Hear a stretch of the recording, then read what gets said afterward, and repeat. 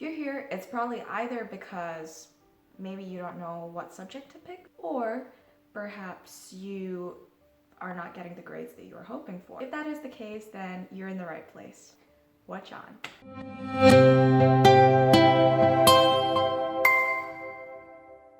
Hello everyone, my name is Polly. For those of you who don't know me, I have been a tutor of the IB curriculum for the past 7 years now. I teach the IB biology and chemistry courses, and I really enjoy that. And I hope that with my knowledge I'll be able to share with you today, you'll be able to succeed. So today I'll talk to you about the 5 steps that you'll need to succeed in the IB biology course, and they will be time-stamped here. So if you're interested, you can just click on that part and go straight directly to that part. Okay? The most important thing that you need to know for the IB is the syllabus. It's the most important thing because inside the syllabus is the information that you need to know. So everything that you need to know is in the syllabus. And the IB cannot legally ask you anything outside of that syllabus. So if you know every single point inside and out within that syllabus, you will succeed. It's very important to understand the IB syllabus and the topics and what order you should learn them in. So with my students, this is the order of the chapters that we go in, simply because it makes logical sense to do that.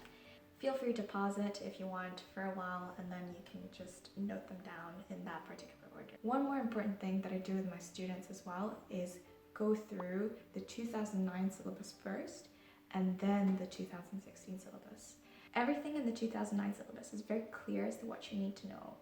And it doesn't have any TOK things, it doesn't have international mindedness, which unfortunately most of the time do not come up in the exam.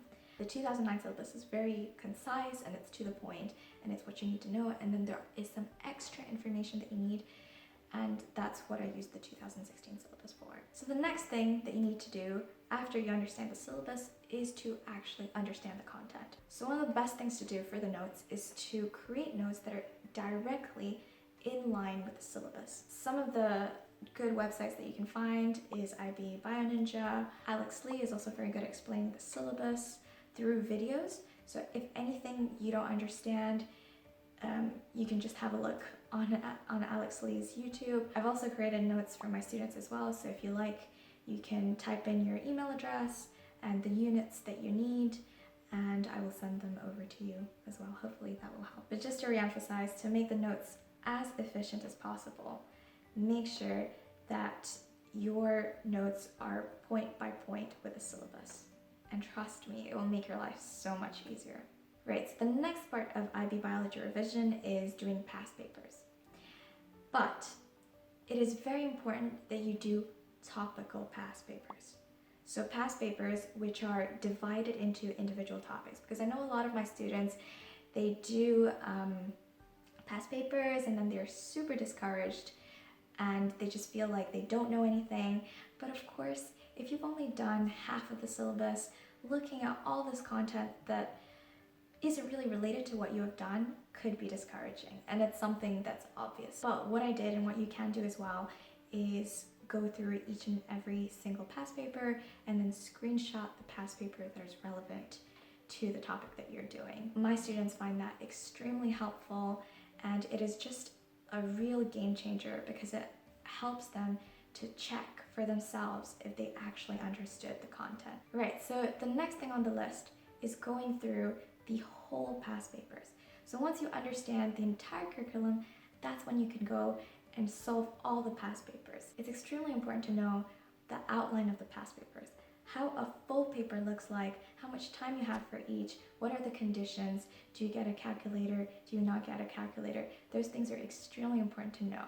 In the comments below, I'll attach a few past papers so that you can look and so that you can explore just ahead of time what you are getting yourself into and what your exams will look like. Make sure you practice these exams under time conditions so that you know what it would feel like under an actual examination as well. The single most important thing that you learn as an IB student is being organized, and that is the number one important factor for succeeding in the IB biology course, is being to devote your time and being dedicated and being motivated to study despite having so many other subjects, despite having TOK, EE, all that stuff, and just simply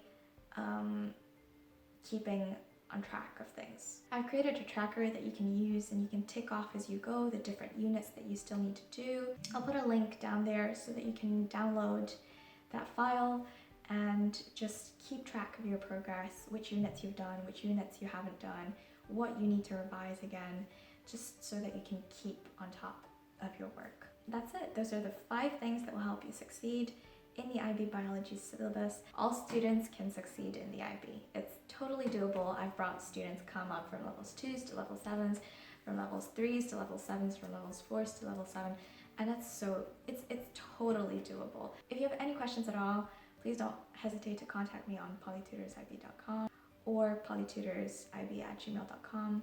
You can also write me a comment below and hopefully I'll be able to reply. Hopefully that was useful, and take care. Thank you so much for listening. Bye.